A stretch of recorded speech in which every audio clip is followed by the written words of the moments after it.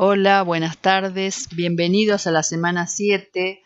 Mi nombre es Alicia Tagliorette y junto con mi colega Carlos Tapia estaremos a cargo del desarrollo de las actividades de esta semana. El tema tiene que ver con los elementos fundamentales para la buena gobernanza de un proceso de planificación. Estamos en la 7ª semana y ustedes han visto con mis colegas distintos temas. Los temas que se fueron viendo, en cada uno de ellos intervino o apareció la temática de la gobernanza. Así en la semana 1 y 2 que estuvieron con el audio de Stanley y además en los textos base, se habló mucho de gobernanza. Si ustedes recuerdan, en la semana 1 decíamos que lo mejor que resume el paradigma de las áreas protegidas de la tercera generación son los 12 principios del enfoque ecosistémico. También, ¿se acuerdan? Lo retomamos en la semana 4.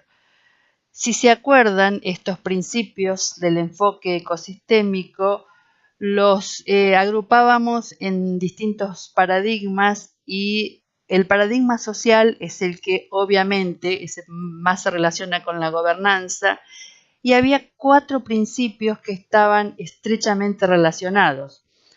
Eran los principios 1, 2, 11 y 12 que entiendo que se acordarán, pero por las dudas los recordamos. El principio 1 del enfoque ecosistémico sostiene que la elección de los objetivos de la gestión de los recursos de tierra, los hídricos y los recursos hídricos debe quedar en manos de la sociedad. En el principio 2 sabemos y vimos que la gestión debe descentralizarse al nivel más bajo que pueda ser. El principio 11, por su parte, hablaba de que se tienen que tener en cuenta todas las formas de información, incluidos los conocimientos, las innovaciones, las prácticas de las comunidades científicas y locales. Y el principio 12 habla justamente de que en el enfoque ecosistémico deben intervenir todos los sectores de la sociedad y las disciplinas científicas.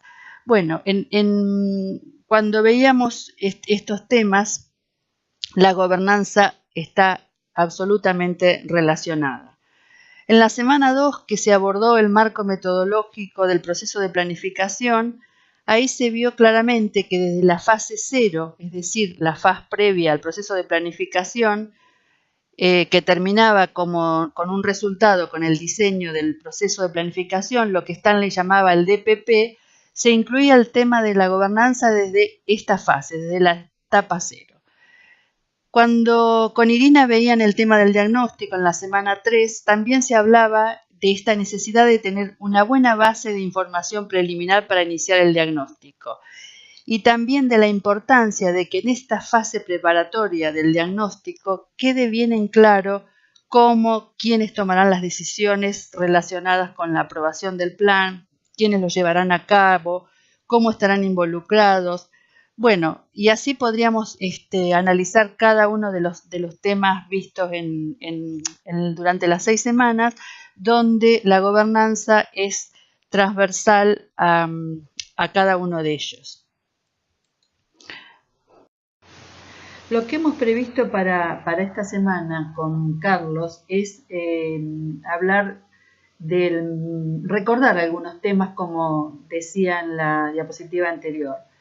Básicamente el marco conceptual que dio Stanley acerca de qué es la gobernanza, los tipos de gobernanza, los principios y luego hacer una introducción al concepto de participación, ver cuáles son las ventajas, las desventajas y algo que hemos denominado pseudo desventajas y también cuáles son esos tipos de participación.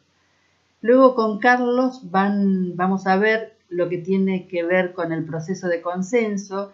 Este es un tema bien interesante que después lo retomamos en la actividad de evaluación y por ello hemos puesto en el aula un apunte adicional que justamente tiene que ver con este tema del consenso. Después ampliaremos los principios de la gobernanza participativa y veremos todo lo que tiene que ver específicamente con los procesos de participación, las estrategias para alcanzar una participación activa y responsable.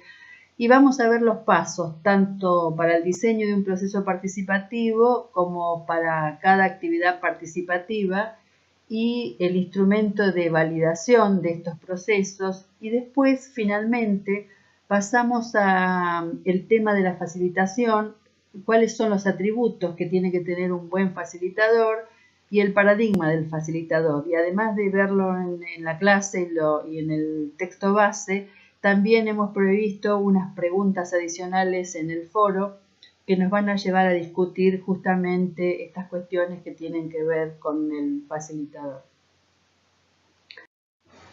Si retomamos o recordamos los conceptos vistos en el marco conceptual de la gobernanza, teníamos dos definiciones. La primera de ellas, que ustedes ven ahí en la diapositiva, es la que retoma los principios de las Naciones Unidas y es la definición que habla que la gobernanza tiene que ver con los mecanismos, estructuras, procesos y tradiciones a través de los cuales el Estado y la sociedad civil articulan sus intereses, ejercen sus poderes, cumplen con sus obligaciones, rinden cuentas y median sus diferencias. La definición que sigue es la que propicia la UICN, la Unión Internacional de Conservación de la Naturaleza, que dice que la gobernanza son las interacciones entre estructuras, procesos y tradiciones que determina cómo son ejercidos el poder y las responsabilidades y cómo se toman esas decisiones, cómo tienen voz los ciudadanos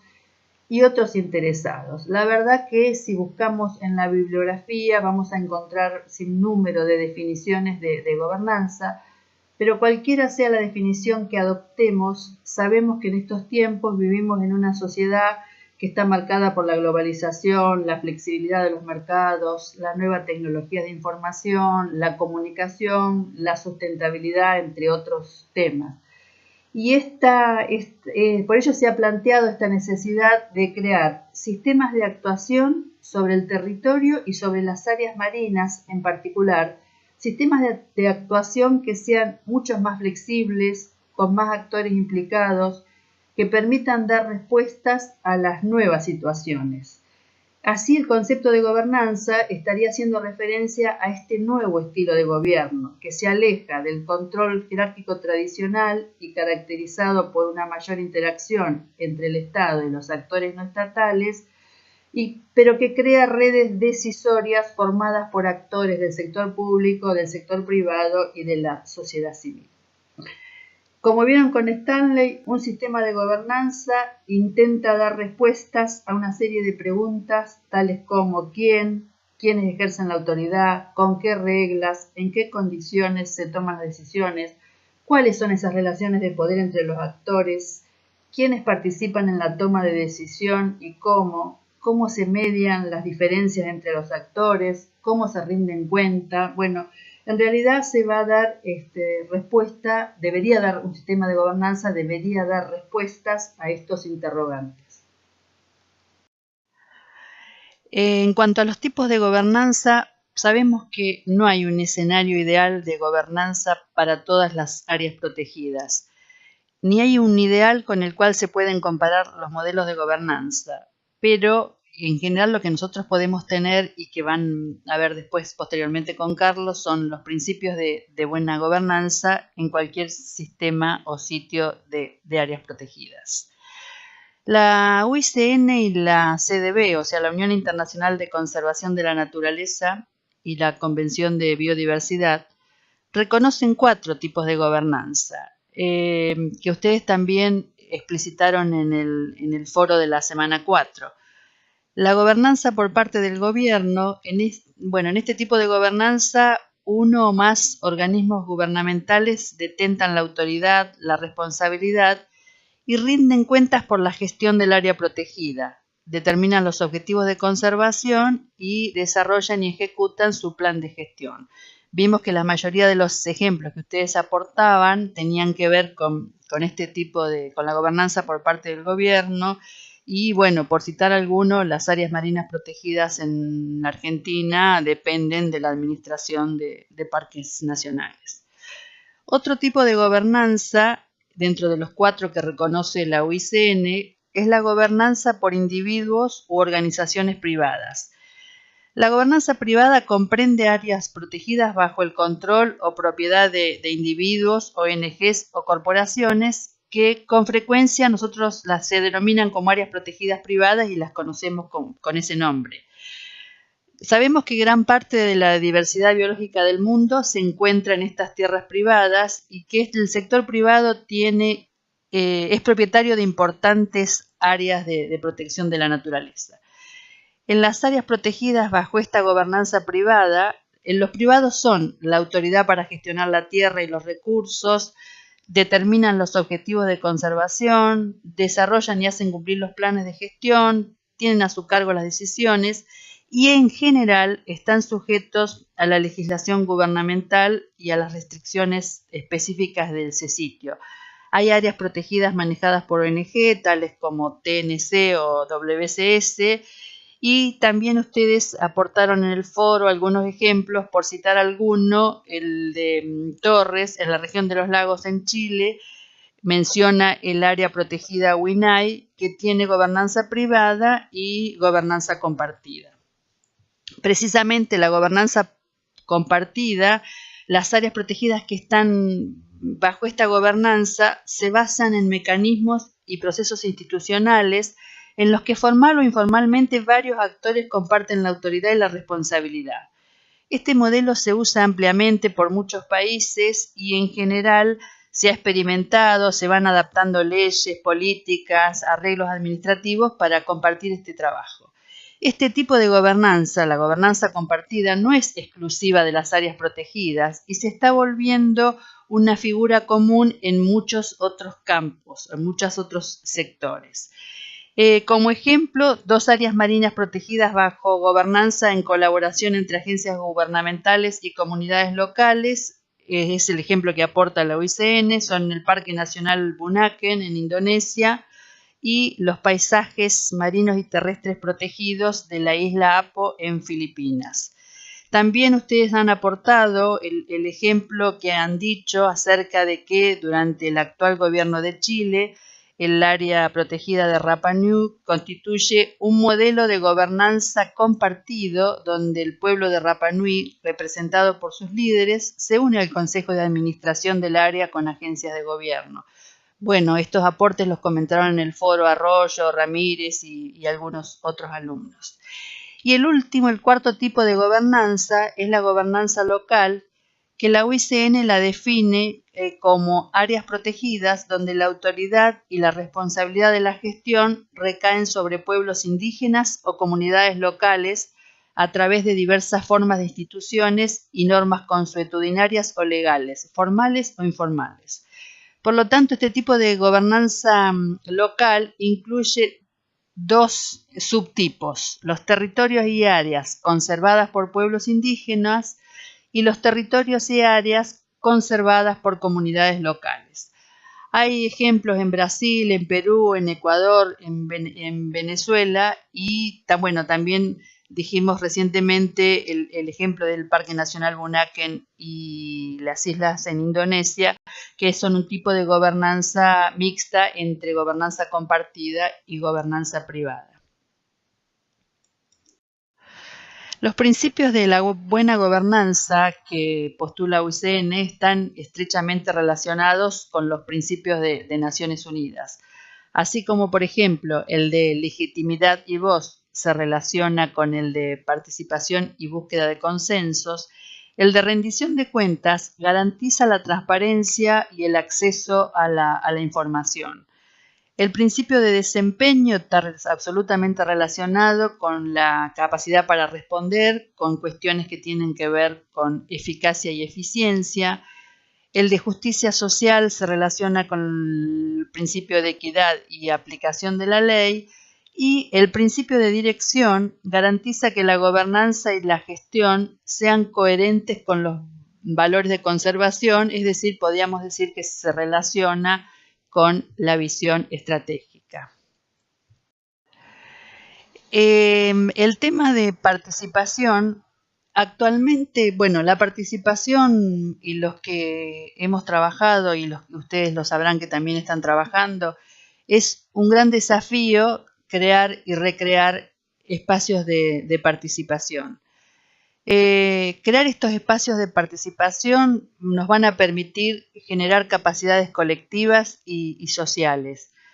Estos procesos sabemos que no son sencillos, exigen numerosos elementos coordinados para que se produzcan los cambios, ya sea en el manejo de las áreas, en el manejo de los recursos, en la temática que se esté trabajando. En los últimos años, la participación ciudadana en espacios de encuentro y en procesos de planificación de áreas marinas se está incrementando afortunadamente. Pero, ¿cómo definiríamos la participación? La participación puede ser interpretada como la acción y efecto de tomar parte en algo o de hacer partícipe a alguien más sobre algo.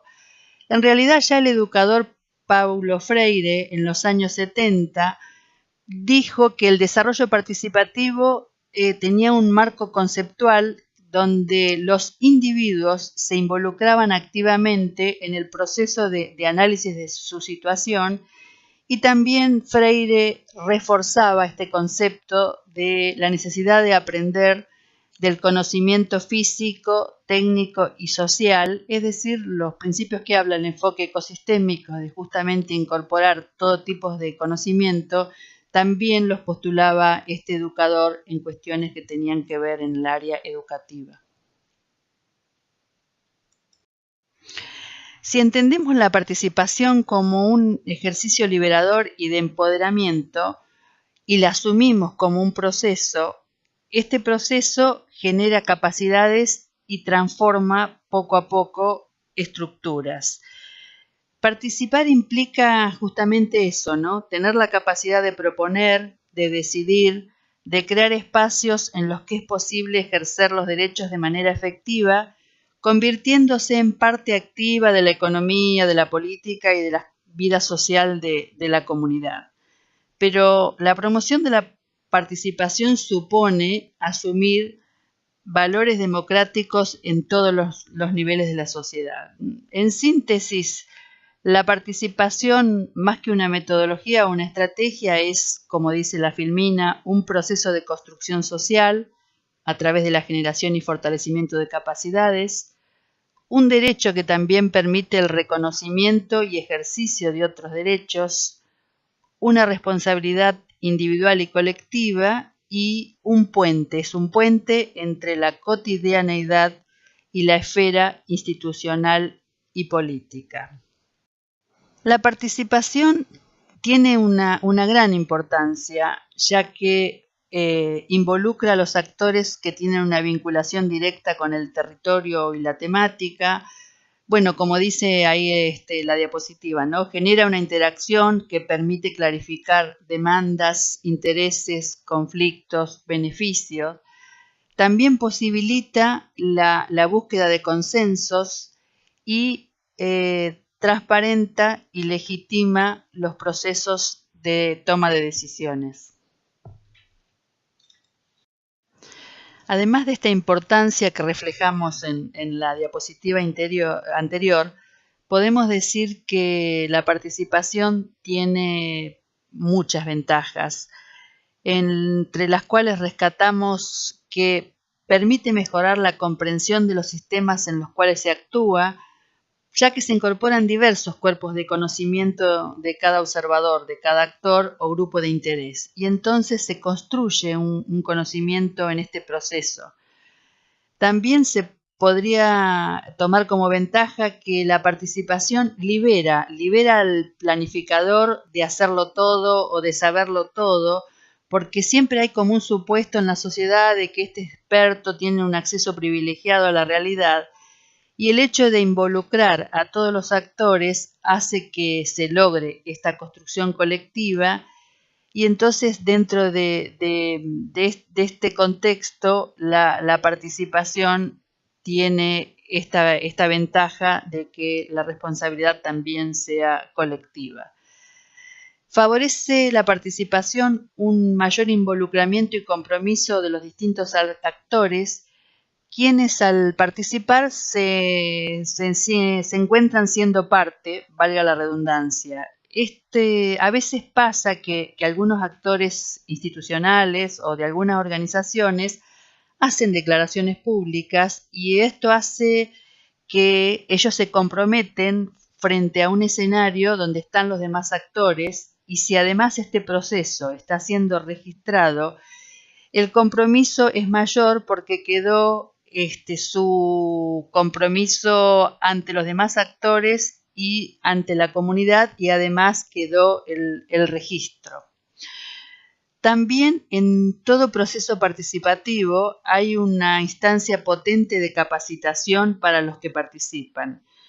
Estos procesos hacen que al compartir el conocimiento a través de los relatos, los diálogos, los debates, las discusiones, se genera también un nuevo conocimiento desde las distintas miradas, desde los distintos sectores, también a veces de distintos paradigmas.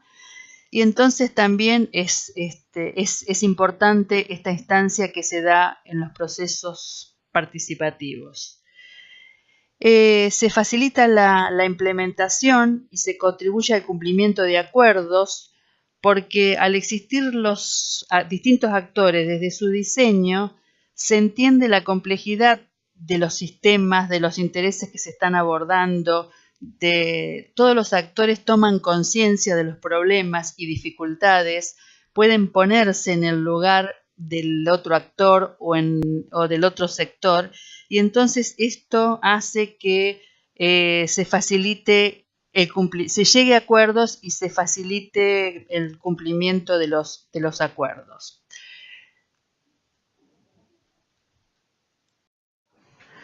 También la participación requiere una cantidad considerable de horas de dedicación de los diversos actores, y esto podría considerarse como una desventaja. Aunque como el tema es de interés de ellos, se garantizan muchas veces las condiciones que aseguran su participación, y también conociendo de antemano las disponibilidades de tiempo, uno puede ajustar el proceso y puede mitigarse este mayor tiempo que se necesita para los procesos participativos. Además de que se necesita más tiempo, se necesitan mayores recursos económicos para su ejecución. Y otro de los temas que podríamos decir que es una desventaja es lo que denominamos la complejidad en la representatividad. Esto quiere decir que a veces disponer de distintos representantes de los diversos grupos de interés puede darse algunos problemas de representatividad. Nosotros acá en Península Valdés hemos tenido un ejemplo que lo voy a compartir. Cuando se trabajaba en el plan de manejo del área protegida Península Valdés, se realizó de forma de una participación indirecta a través de la representación de los distintos actores. Ustedes el año pasado estuvieron en Península, vieron que hay distintas estancias, y la representación por los ganaderos inicialmente en el proceso de Península Valdés la habían asumido los ganaderos del valle inferior del río Chubut, o sea, básicamente la gente que vive en Trelew, o sea, más de 100 kilómetros de la península, y los ganaderos de Península Valdés sintieron que ellos no estaban representados de esa manera. Esto los obligó a asociarse, con lo cual también, si bien es una desventaja la complejidad en la representatividad, tiene aparejado que a veces una ventaja, que es que los obliga a asociarse o a redefinirse la representatividad. Bueno, resumiendo, en el plan de manejo de Península Valdés se iniciaron como representantes de los campos los representantes del valle inferior del río Chubut, y luego se constituyeron como asociación los propietarios de Península Valdés y ellos fueron los que continuaron participando. Y después podríamos decir que hay una pseudo desventaja. En realidad el término es de Carlos, pero yo adhiero porque muchas veces hemos escuchado que se habla del alto costo y tiempo que tienen estos procesos. También hemos escuchado a gente que dice que al final se llega a los mismos resultados, si hubieran contratado una serie de expertos y se hubiera perdido menos tiempo y se hubiera ahorrado dinero. En realidad este es un análisis muy parcial y muy simple, porque justamente lo que da la diferencia sustancial en la participación es el proceso que se da entre los actores, que a su vez internalizan el problema, tienen más facilidades para llegar al consenso, tienen esta instancia de participación, todas las ventajas que vimos anteriormente. Entonces, por lo menos en lo personal, cuando escuchamos este argumento, no subestimo los valores que tienen que ver con la participación, sino que para mí es tan importante el proceso que se da en los actores que por eso lo denominamos como una pseudo desventaja. La participación puede expresarse de diversas formas con distintos niveles de involucramiento en el proceso en el cual se participa. Y además puede llevarse a cabo directamente o a través de representantes. En relación al nivel de participación, el autor Geilfuss define 7 niveles de participación y él los representa en lo que denomina la escalera de participación, como pueden ver en el gráfico. Esta escalera indica cómo es posible pasar gradualmente de una pasividad casi completa, o sea, el primer estadio, donde el actor puede ser beneficiario, a ser el control de su propio proceso, o sea, ser actor del autodesarrollo. O sea, cómo se puede pasar del primer estadio de pasividad al ideal que sería el autodesarrollo. En esta escalera vemos que lo que determina realmente la participación de la gente es el grado de decisión que tienen en el proceso. Esto es válido tanto para las relaciones entre los miembros de la comunidad y la institución de desarrollo como para dentro de esa misma organización comunitaria. Este autor define estos 7 niveles y las mismas definiciones también las hemos puesto en el texto base. Él dice que se da la participación pasiva cuando las personas participan solamente cuando se les informan, no tienen ninguna incidencia en las decisiones y en la implementación del proyecto. Se da suministro de información cuando las personas participan respondiendo en algunos casos a algunas encuestas o contestando algunas entrevistas, pero no tienen posibilidad de influir ni siquiera en el uso que se va a dar en la información. La participación por consulta, las personas son consultadas, valga la redundancia, por agentes externos que escuchan su punto de vista, pero sin tener incidencia sobre las decisiones que se toman a raíz de dichas consultas. La participación por incentivo, las personas participan proveyendo principalmente trabajo u otros recursos, por ejemplo, proveen tierras para ensayo, vehículos, etc., a cambio de ciertos incentivos, ya sean materiales, sociales o de capacitación. El proyecto en general requiere la participación, pero no tienen incidencia directa en las decisiones. La participación funcional, ya las personas participan formando grupos de trabajo para responder a objetivos predeterminados por el proyecto, no tienen incidencia sobre la formulación, pero se los toma en cuenta en el monitoreo y en el ajuste de actividades. La participación interactiva ya se da cuando los grupos locales organizados participan en la formulación, implementación y evaluación del proyecto.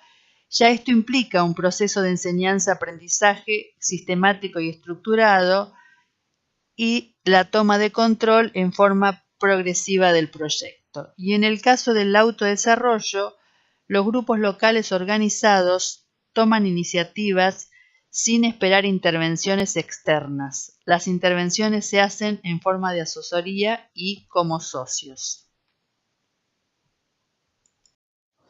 Cierro aquí esta primera etapa de la grabación, donde vimos y retomamos conceptos de gobernanza, los distintos tipos de participación, las ventajas y desventajas, y le doy paso a Carlos, quien va a hablar acerca del consenso y los otros temas que nos fijamos inicialmente en la agenda.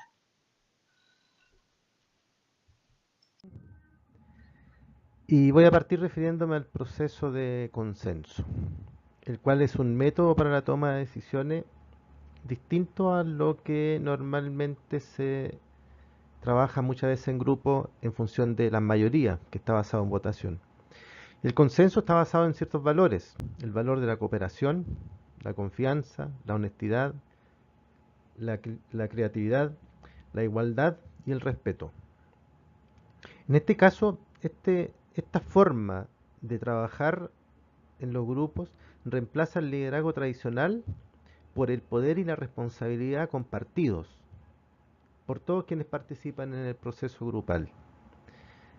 Y a través del proceso de consenso, un grupo puede transformarse en una verdadera comunidad y una fuerza para la efectiva transformación social, como señala Beatriz Briggs.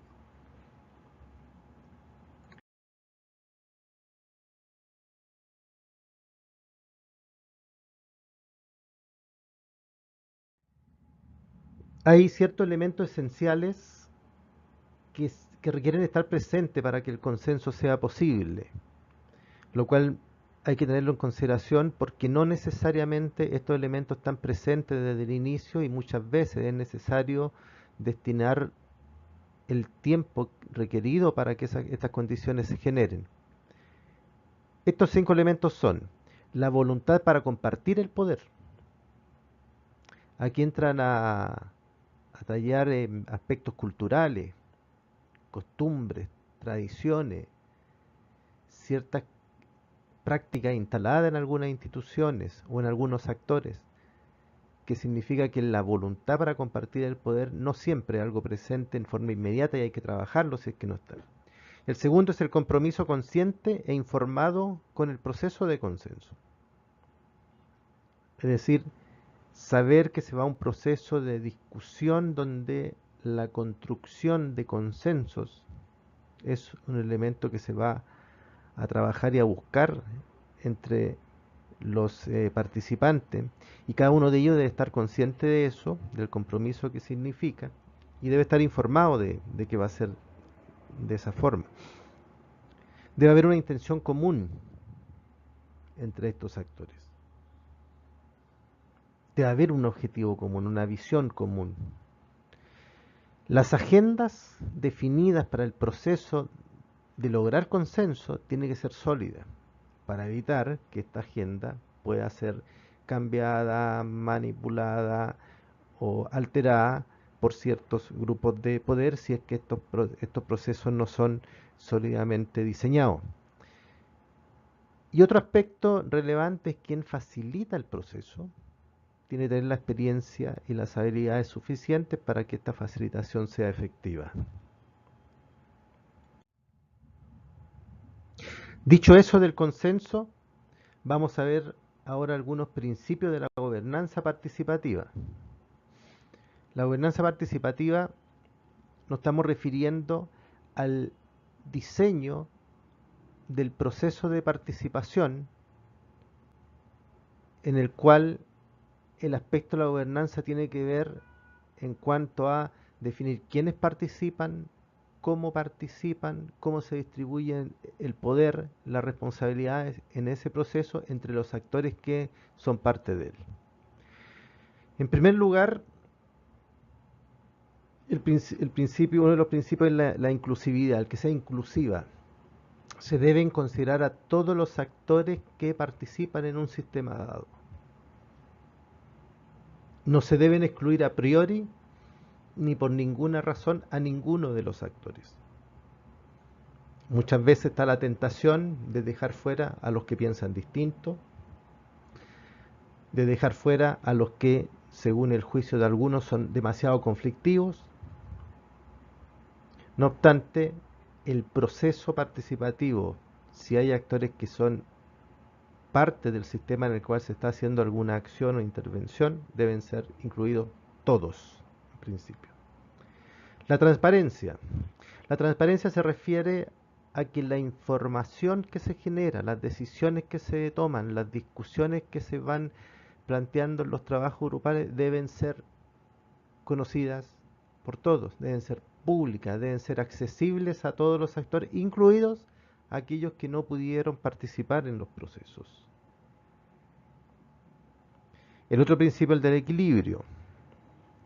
Y el equilibrio no tiene que ver solamente con un equilibrio nominal, en términos de que estén equilibrados los grupos de interés en términos de número, porque no siempre un diseño de participación implica que los grupos tienen que estar igualmente representados en términos nominales.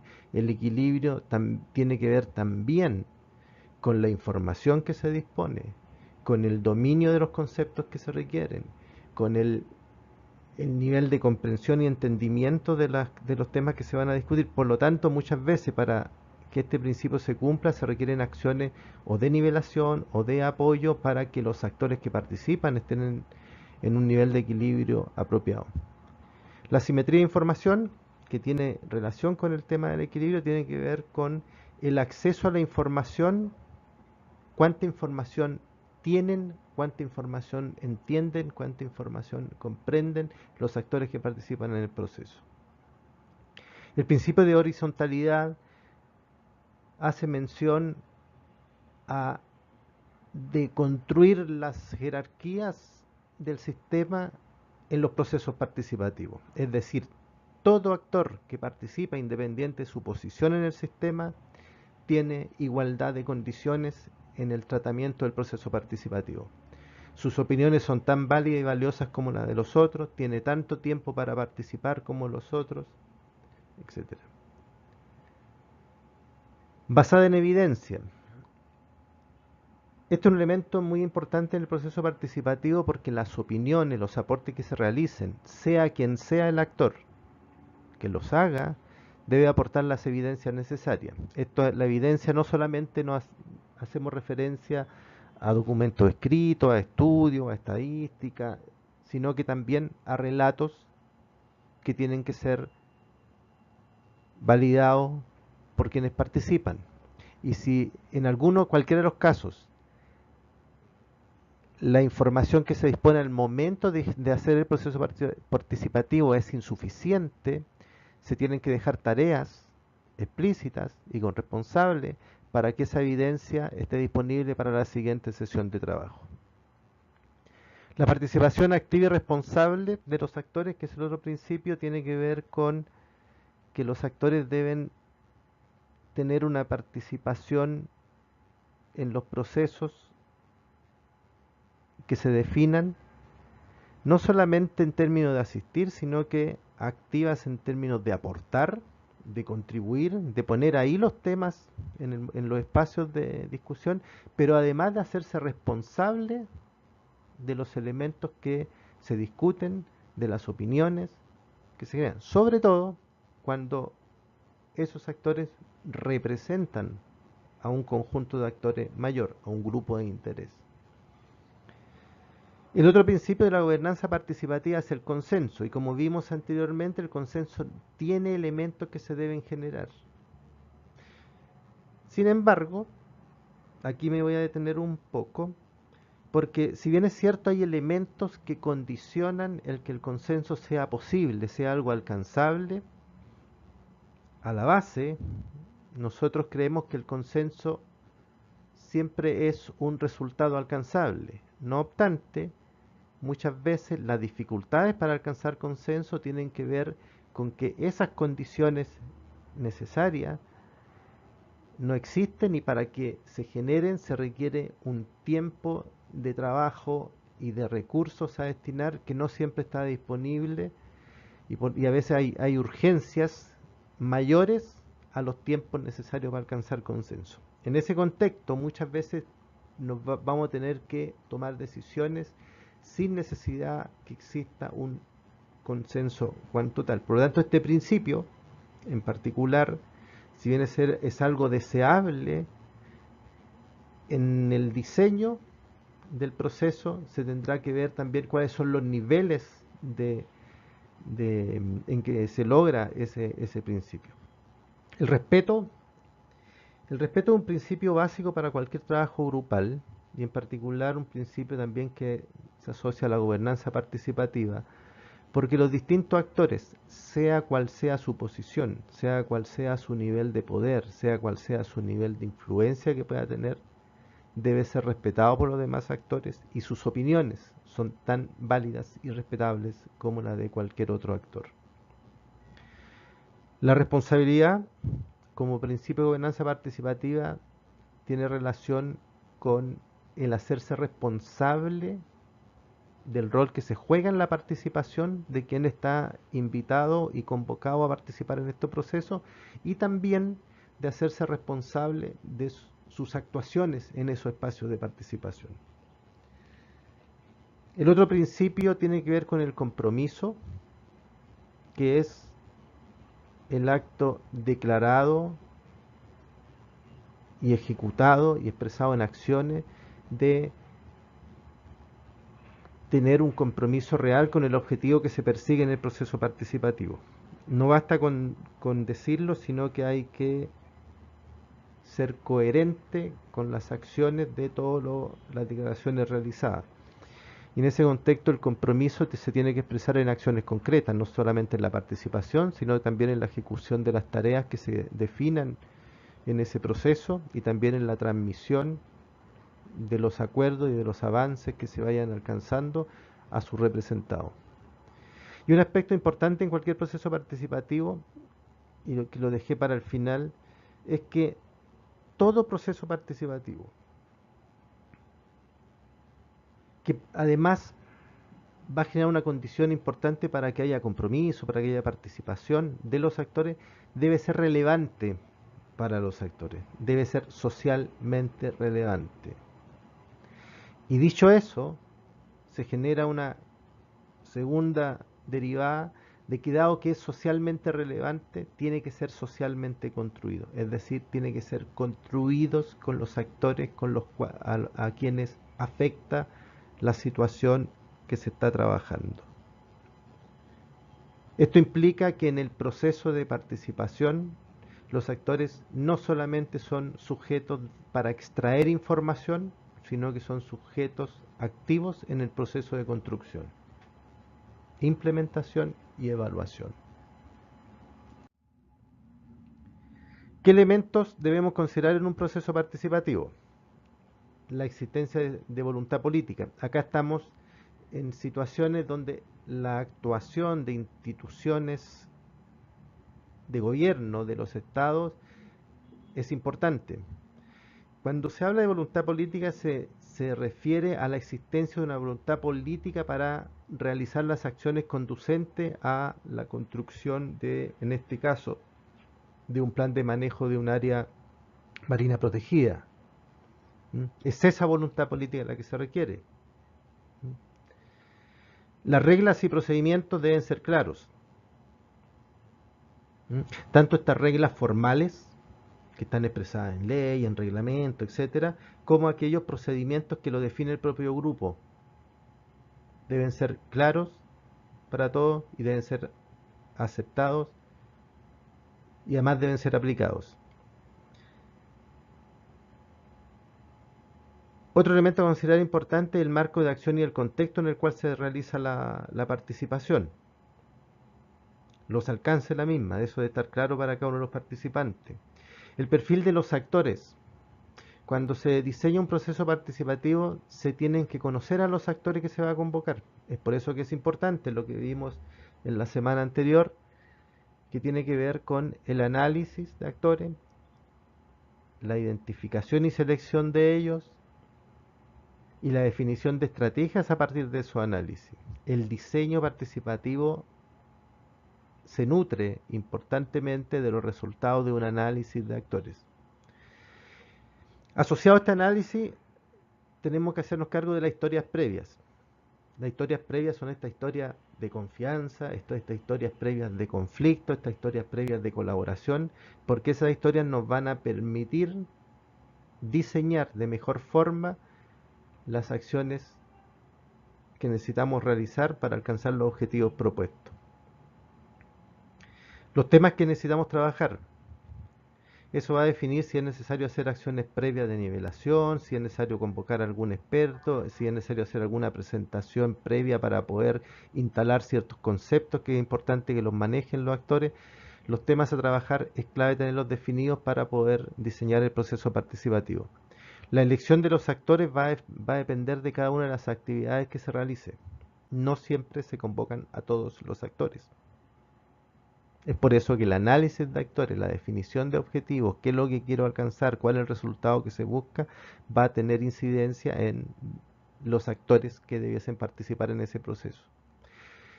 Tiempo disponible y recursos disponibles. Separamos de recursos al tiempo. En recursos hablamos de los otros recursos también, recursos económicos, recursos físico, infraestructura, equipamiento, etcétera. Tanto tiempo como recursos disponibles es clave para el diseño participativo. Cuando decimos tiempo disponible, no solamente nos referimos a cuánto tiempo las personas están dispuestas a trabajar en un día, sino que el periodo de tiempo y la cantidad de veces que debiesen estar participando. Porque si no tenemos eso claro, podemos estar diseñando un proceso en el cual después no vamos a tener la suficiente participación de los actores que en un inicio pensamos debían estar. El lugar es clave porque es importante definir el lugar que sea más apropiado para tener una mejor participación. Y también muchas veces hay lugares que inhiben hacer una reunión en las instalaciones de una institución pública, hacer la reunión en una sede de un grupo de interés específico, puede inhibir la participación de ciertos actores y puede generar además alguna resistencia a participar porque se generan algunas suspicacias que tenemos también que tener en consideración al momento de diseñar. Tenemos que tener claro los resultados y productos esperados, porque eso es clave para el diseño de un proceso participativo. En función de todos los elementos dichos hacia arriba, tenemos que generar las condiciones para el interés en participar. Cuando dijimos ciertos elementos, ciertos principios de la gobernanza participativa que fuera socialmente relevante, si ese elemento se cumple, debiese haber un interés de los distintos actores por participar en el proceso, porque se está haciendo algo que es de su interés, de su importancia, algo que es relevante para ellos. Y lo otro es la voluntad de asociarse entre los distintos actores, lo cual tiene que ver también con este principio de inclusión. O sea, tiene que haber una voluntad de sentarse a dialogar con todos los actores, independiente que piensen distinto de mí, independiente que yo crea que son complicados, independiente que mi visión sea muy distinta a la de ellos. Debe existir la voluntad de asociarse.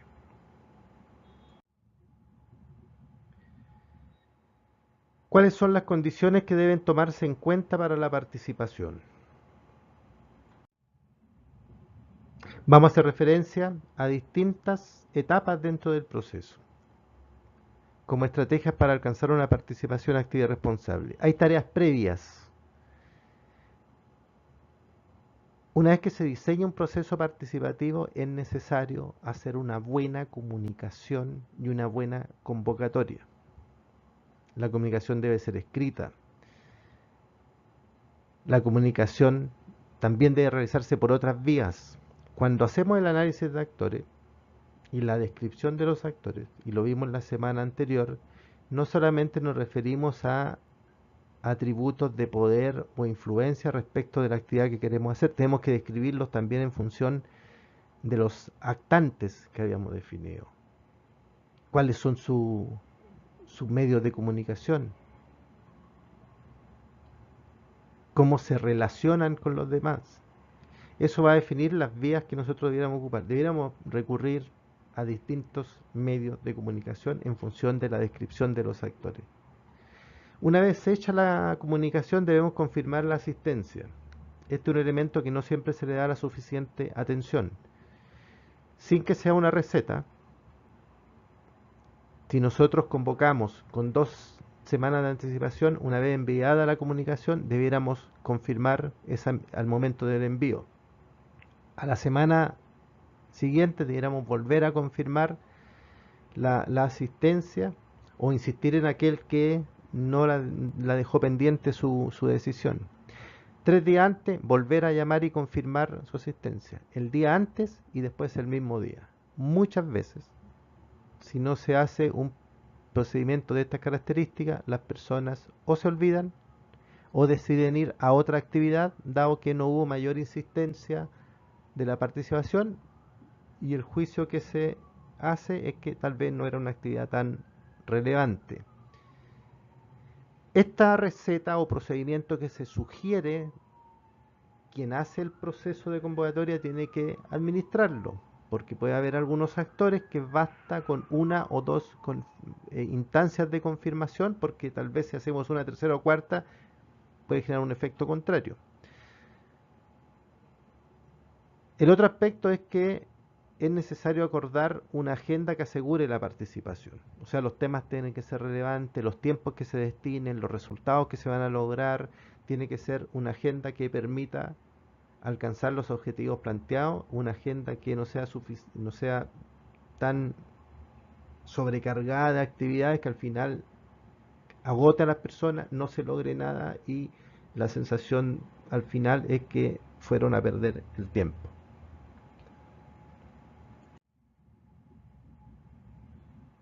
Una vez que se hace la convocatoria y se inicia la actividad y tenemos que realizarla, clave es la puntualidad. Característica que a veces es una gran deficiencia en nuestras culturas. Sin embargo, quien no puede llegar atrasado y no puede ser impuntual es quien organiza la actividad, menos el facilitador. Pero se debe procurar que la puntualidad sea un valor, porque siempre hay actores que llegan a tiempo. Por lo tanto, se debe valorar esa actitud y propiciar partir independiente que no hayan llegado todos. Eso debe ser considerado también en el diseño de los procesos participativos. Se debe cumplir con el programa. No es presentable presentar un programa con 5 partes y luego realizar 2 o 3 porque se partió más tarde, no se cumplieron ciertas condiciones. Eso da cuenta de un problema de diseño. Se deben preocupar de la disposición adecuada de la sala. Normalmente en un proceso participativo se sugiere trabajar en una disposición circular de los asientos, de tal forma que no hayan posiciones que den la apariencia de privilegio respecto de uno sobre otro, donde todos tengan igualdad de participación, estén en una disposición que les permita estar viendo lo que se está trabajando, sin perjuicio que esta disposición que señalo es la más ocupada. También uno pudiese utilizar otra, si es que define trabajos en grupo o de otras modalidades, pero se tiene que trabajar el tema de forma tal de que sea la disposición más adecuada para el cumplimiento de los objetivos y el funcionamiento adecuado de los grupos, cumpliendo con los principios de participación que señalamos. La presentación de los participantes, la presentación dinámica de los participantes, hay dinámicas que uno puede ocupar además. La participación no tiene que ser ocupada también como una instancia que uno busca un resultado. No es solamente decir el nombre de los participantes y de dónde son, sino que hay un tema de conocerse, de plantear cuáles son sus intereses. Por lo tanto, la presentación es parte del diseño de un proceso participativo importante, sobre todo al inicio de los trabajos grupales cuando no todos se conocen muy bien. La presentación de los temas debe ser acorde al público. Acá se deben usar las formas y lenguajes apropiados. Esto no significa que uno baja el nivel de las presentaciones, sino que uno adecúa las presentaciones a los públicos que los van a escuchar. Esto es un mensaje principalmente cuando uno invita a científicos, donde la misma presentación que ocupan para un congreso, para un seminario, la presentan en estos contextos y muchas veces lo que se presenta lo entiende muy poco o solamente quien expone.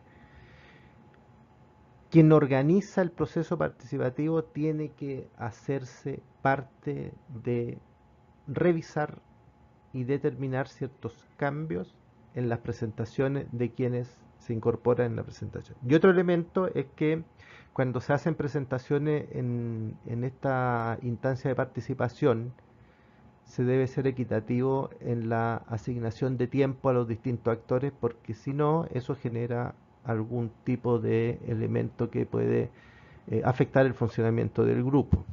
No se deben privilegiar a ciertos presentadores respecto de otros, por muy importante que a juicio del diseñador de la instancia sea uno u otro. ¿Mm? A menos que se determine que el tema es tan relevante que se le va a destinar más tiempo, pero eso tiene que ser claramente transmitido para no generar suspicacia ni problema en el proceso. Se debe procurar que la participación sea efectiva de los asistentes, ahí vamos a ver algunas estrategias que pueden facilitar a ello. Y lo otro es que el respeto a las opiniones y los aportes debe ser un tema que debe resguardar quien esté facilitando el proceso. Toda opinión es válida, todo aporte es valioso, no se debe descalificar, enjuiciar ni cuestionar los aportes de los distintos actores. ¿Qué cosas además debemos evitar? Debemos evitar que solo participen algunos, que va unido al siguiente elemento que debemos evitar, que se impongan determinadas posiciones.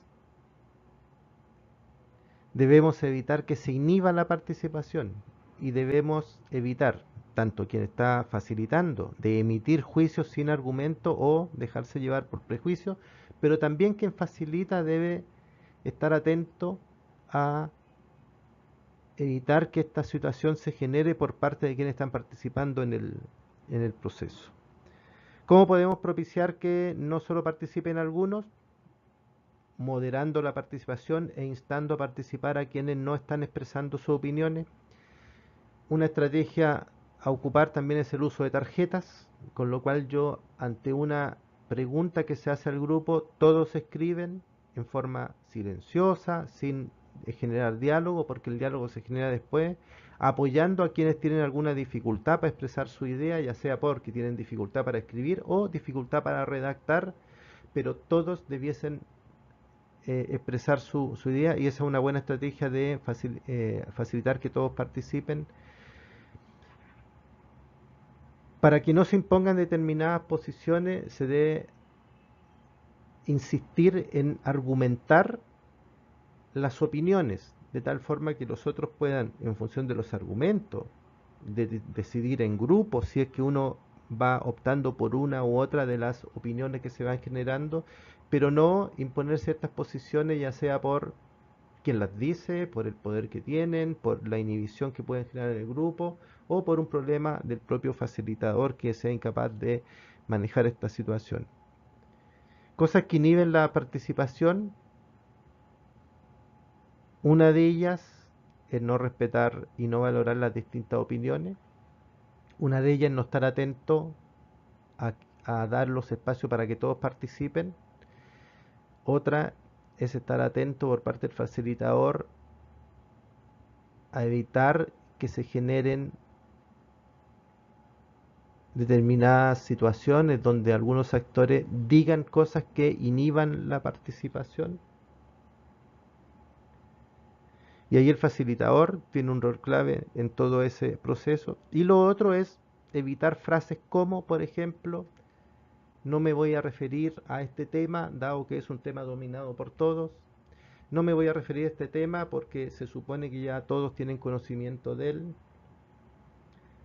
Vamos a hacer preguntas, pero que sean preguntas interesantes e inteligentes. Todo ese tipo de frases lo único que hace es inhibir a que los participantes pregunten, opinen, pidan aclarar sus dudas, pregunten por lo que no entendieron. Todas esas frases se deben evitar de, de lo que señala principalmente el facilitador, y cuando un actor que esté participando lo dice, el facilitador es el que tiene que llamar a cambiar ese tipo de frases en el proceso de diálogo del grupo. ¿Cómo lograr una participación activa? Por un lado, tenemos que utilizar herramientas para que todos expresen su opinión. Para eso hay una diversidad de técnicas. Está la estrategia que señalaba anteriormente de utilizar tarjetas para que todos puedan opinar, escribir. Debemos evitar juntar en los trabajos grupales a personas o grupos de interés que se inhiban o que tengan relaciones de conflicto. Acá nuevamente es clave el análisis de actores que realicemos. Debemos dar garantía de confidencialidad cuando sea necesario, sobre todo cuando en los procesos participativos levantamos información sensible, pero que es necesaria para el proceso de construcción. En esos casos, incluso si estamos grabando sesiones, se debe, por un lado, o dejar de grabar en ciertos momentos, o tener acuerdos de que la información, si es que aparece en los informes de trabajo de estas instancias participativas, va a ser innominada, no con el fin de encubrir, sino que con el fin de resguardar ciertos espacios de confianza necesarios para tratar temas que muchas veces da su sensibilidad y sus consecuencias que pueden tener. Si no se dan si no se dan esas condiciones, no se abordan en profundidad. El facilitador además debe valorar y reconocer explícitamente los aportes realizados por los distintos actores. No solamente hay que escuchar con respeto, no solamente hay que evitar emitir juicios y descalificaciones infundadas, sino que también hay que valorar los aportes, hay que reconocer los aportes. Sin irse en exceso, el facilitador debe valorar la contribución que hace cada uno de los actores al momento de participar, principalmente en aquellos que tienen menos experiencia o habitualidad de participar en este tipo de proceso. Y para una participación activa es importante ejecutar lo programado, lograr los resultados previstos y haciendo partícipe en este proceso a todos los participantes que han estado presentes en el proceso. ¿Cómo lograr una participación responsable? Es que requiramos evidencia a quienes hagan aporte. Acá no es opinar por opinar. Se tiene que entregar la evidencia, se tiene que fundamentar lo que se dice.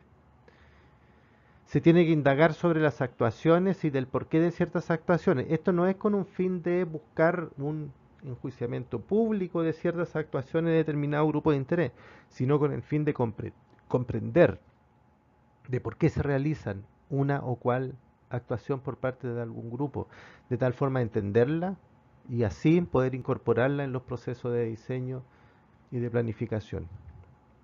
Una vez que se validan los procesos por parte de quienes participaron, los resultados de cada una de las instancias, estos debiesen ser publicados en todos los medios disponibles para que sean de libre y fácil acceso a todos los interesados.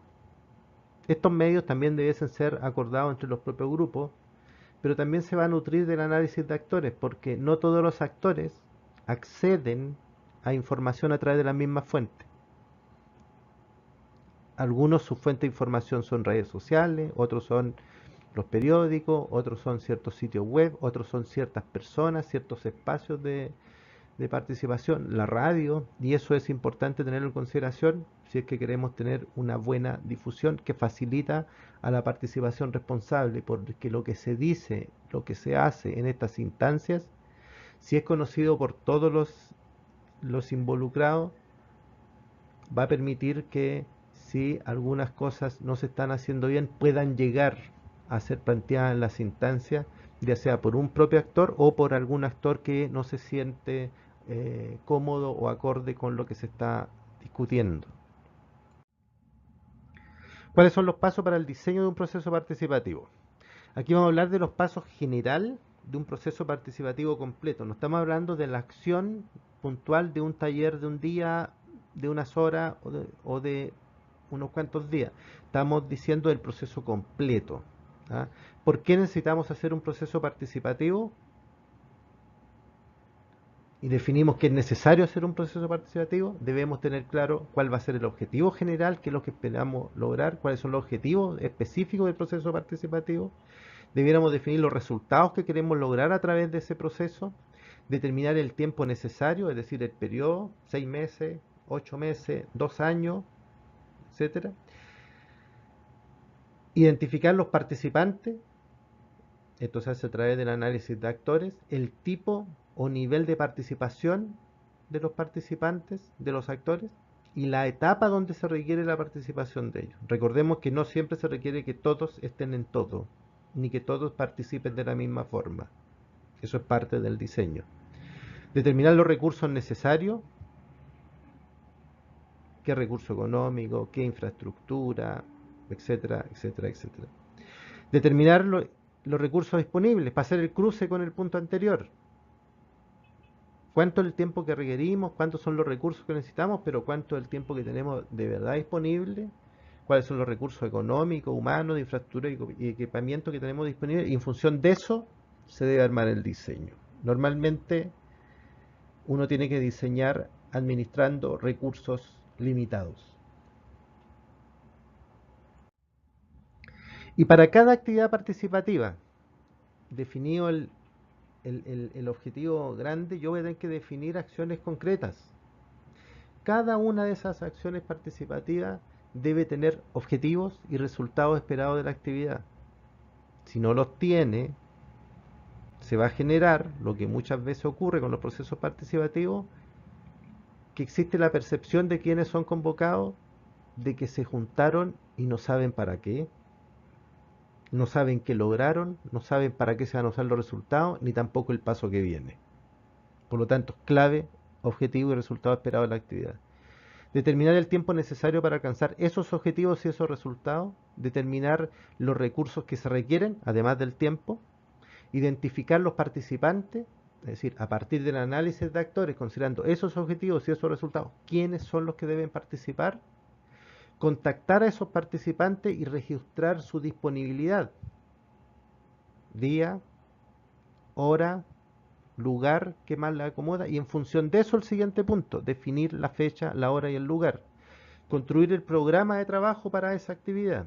Realizar la convocatoria teniendo en cuenta las menciones que hicimos anteriormente de que la convocatoria requiere un plan de confirmación de la asistencia que contribuya a asegurar una participación importante de los actores que se identificaron como relevantes para poder realizar esta actividad. Ejecutar la actividad de acuerdo con lo programado.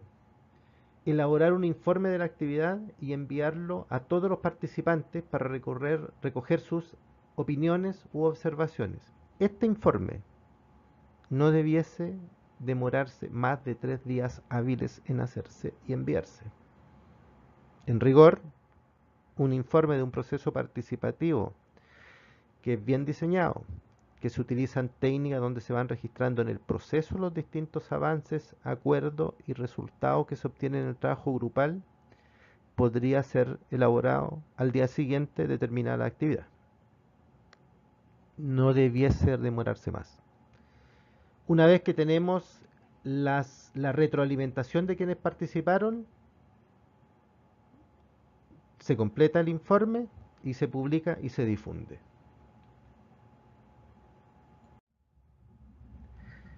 A continuación, voy a presentar una técnica que es aplicable en cualquier instancia participativa, sea cual sea el resultado que estoy buscando, el objetivo por el cual se realiza, y es una técnica que se denomina validación.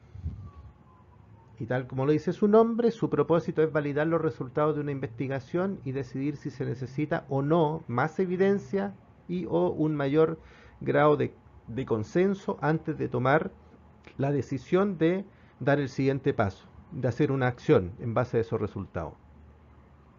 Es una técnica relativamente sencilla, donde el primer paso es revisar los resultados de la actividad. Para esto nos reunimos, esto queríamos lograr, esto es lo que logramos. Y se hacen dos preguntas que después se grafican en una gráfica con estos dos ejes que se muestran a continuación en la lámina. Uno de ellos es la evidencia. ¿Cuánta evidencia o cuánta información, cuánto conocimiento se movilizó en la actividad que se llevó a cabo a juicio de los participantes?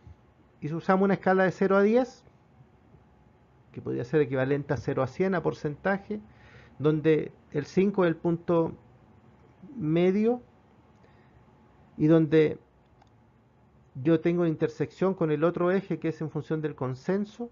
Y la pregunta tiene que ver con cuánta información y conocimiento se movilizó.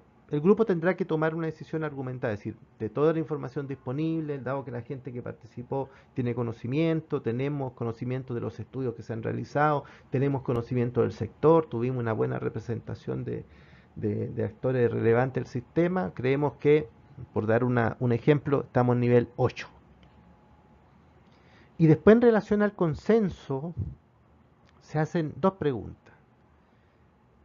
La primera se dice es, ¿estuvieron todos los actores que debiesen haber estado en este proceso participativo? Sin perjuicio de que la convocatoria sea extraordinaria, normalmente no siempre tenemos a todos los actores. Normalmente la respuesta es no, no estuvieron todos los actores. Entonces la segunda pregunta es, ¿y estos resultados habrían sido muy distintos si hubieran estado esos actores? ¿O esos actores, cuán de acuerdo estarían con estos resultados que nosotros alcanzamos? El juicio que se emita respecto de estas preguntas, si es 7, si es 6, si es 4, si es 3, si es 10, debe ser argumentado. Debe ser fundamentado. Y en función de esos resultados, supongamos que el grupo dice 7, y antes decíamos que la evidencia era 8, vamos a estar en el cuadrante superior derecho, y la pregunta es decir, con ese nivel de consenso y con ese nivel de evidencia que se movilizó, ¿estamos en condiciones de dar el siguiente paso? Aquí la reflexión es súper importante que el grupo tenga en consideración algunos elementos.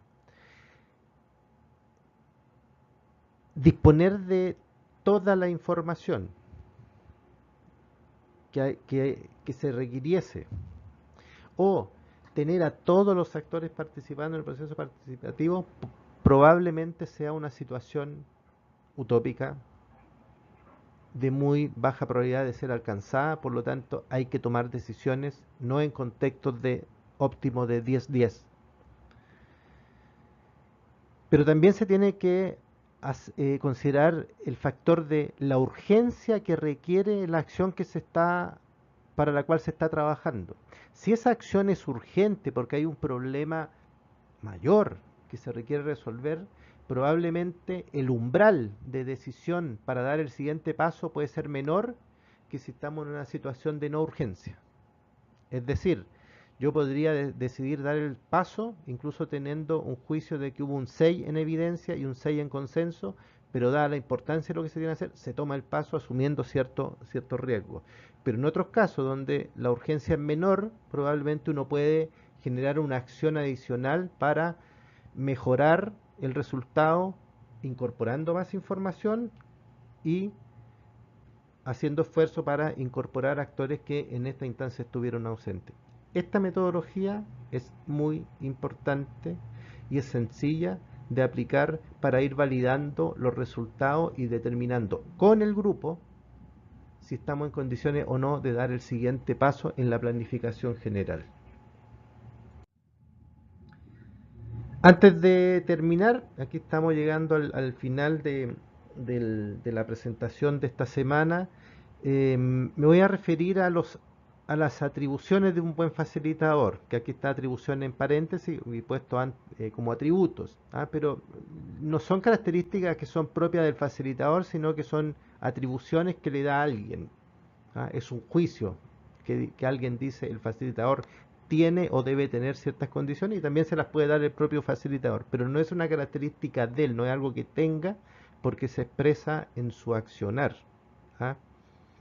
Estos atributos no es lo mismo que la altura, que la nacionalidad, que la profesión. Estos atributos pueden aparecer o desaparecer dependiendo de quién lo observa o por cambios en la forma de hacer de un facilitador. Por eso se le llama atribuciones. ¿Ah? Un buen facilitador realiza una escucha activa. Es atento, está entendiendo a todos los elementos, no solamente orales, también gestuales, las emociones. Es capaz de facilitar procesos para construir consensos, ¿m? Incluso generando las condiciones para que los consensos sean posibles. Aplica un pensamiento sistémico, esto es capaz de integrar distintos elementos. Esto requiere un nivel de atención y comprensión del sistema importante el facilitador. No requiere ser un experto en los temas el facilitador, pero sí requiere tener un nivel de atención tal que permita conectar elementos. Aplica un pensamiento crítico y esto principalmente lo expresa en las preguntas que realiza para que el grupo reflexione sobre los temas que están trabajando. Es decir, no acepta las cosas per se, sino que genera un proceso indagatorio que que contribuya a una mejor comprensión de los temas que se están tratando. Tiene sentido de urgencia. Es importante este elemento. El facilitador debe conocer las urgencias que se tienen en el sistema y esto muchas veces no lo tiene claro tampoco el que pide a un facilitador que le ayude en un proceso. Por lo tanto, es un tema que tiene que levantar y tiene que definir muchas veces el facilitador en el diseño del plan general en el cual debe intervenir. Tiene sentido además de realidad. Se tiene que evitar esta construcción de planes en el aire, que no van a ser posibles. Tiene que tener un sentido de realidad que lleve a cosas con ciertos niveles de ambición, pero que sean posibles de lograr considerando el contexto, los recursos disponibles, la cultura, etcétera. Es capaz de dialogar con múltiples disciplinas. Este es un tema complejo. Tiene que ser como un transductor entre disciplinas distintas que tienen marcos teóricos distintos, que tienen muchas veces hasta paradigmas distintos para poder lograr integrar distintos cuerpos de conocimiento en los procesos participativos. Y es por eso que es este transductor interdisciplinar. ¿Mm? Debe ser capaz de generar este diálogo y traducir los distintos lenguajes para posibilitar la construcción de conocimiento que proviene de distintas fuentes de conocimiento, incluido el conocimiento tradicional, que es tan válido como el conocimiento científico. Tienen distintos estándares, distintas formas de generar, pero si lo queremos integrar, necesitamos que alguien que sea capaz de hacer esa integración para que sea válido para los distintos grupos de interés. Y en relación al facilitador hay un elemento que es relevante que analicemos, sobre todo a quienes están trabajando en estos procesos de planificación en un área marina protegida y buscan muchas veces los servicios de quien facilite un proceso. Y esto es solamente para la reflexión, no para la instalación de ciertas formas ni atributos que debiesen privilegiarse, pero sí como recomendación para considerar el análisis es que se considere el paradigma del facilitador y simplemente haciendo la siguiente reflexión. Los paradigmas tienen que ver con cómo yo creo que se accede a la realidad, o si creo que se accede o no, si es posible o no acceder a la realidad. Es decir, la relación sujeto-objeto, si hay independencia o no, si es accesible y asible, tiene que ver. Porque eso tiene una directa correlación con cuánto yo intento de convencer al otro respecto de lo que yo creo. Así, podríamos tener distintas expresiones en una curva, pero normalmente es que si el paradigma de cualquier persona, esto independiente que sea facilitador o no, cree que el acceso a la realidad es bastante limitado, es bajo, está más cercano, se desplaza entre cero y algo, o se mueve alrededor de cero, o hasta 50, podríamos decir en esta escala, estamos hablando de que hay una posición respecto de esas personas de que a la realidad no se puede acceder, sean las razones que se esgriman cualquiera de ellas, desde naturaleza biológica hasta reflexiones más profundas en los planos epistemológicos y ontológicos. Y otros que creen que sí, el acceso a la realidad es completo. Y esto nos da paso a clasificaciones muy general. Esto es una aproximación solamente para generar la discusión y la reflexión. Si alguien quiere profundizar en los temas, hay textos que sugerimos o los podemos discutir en otra instancia, en el foro o en otra instancia. Pero aquellos que están en esta posición de creer que hay un acceso, que el acceso a la realidad es posible, normalmente aquí están todo el paradigma asociado al positivismo, y eso lleva necesariamente a una conducta de convencimiento, porque dado que yo tengo la capacidad y el privilegio de poder acceder a la realidad y en consecuencia a la verdad, es natural que yo intente convencer a los demás de esa verdad a la cual yo he tenido acceso. En contraposición a ello, tenemos los paradigmas relativistas, que dado que se plantea de que ese acceso a la realidad no es posible por distintas razones que uno puede esgrimir, necesariamente hay un correlato respecto de que cuánto intento yo convencer es mucho menor, o simplemente no se intenta convencer, sino que se genera una instancia de co-construcción, porque se reconoce de que dado que está esta dificultad de acceso a una realidad cuanto tal, cada observador aporta con una mirada única y valiosa para comprender un sistema. Dicho esto, sería recomendable en un proceso de facilitación, sobre todo cuando concurren distintos grupos de actores, distintos expertos disciplinares, se considera el conocimiento tradicional, que el paradigma recomendado para un facilitador esté en la posición de esta gráfica en la parte inferior izquierda. Con esto llegamos al fin de la semana 7. Esperamos que sea una fructífera semana con una discusión interesante como ha sido en el resto de la semana, y podamos discutir temas que ustedes experimentan en cada una de sus actividades y podamos enriquecer entre todos este proceso de aprendizaje. Así que, al igual que en las semanas anteriores, los invito a participar activamente en el foro y poder intercambiar opiniones y experiencias al respecto. Muchas gracias.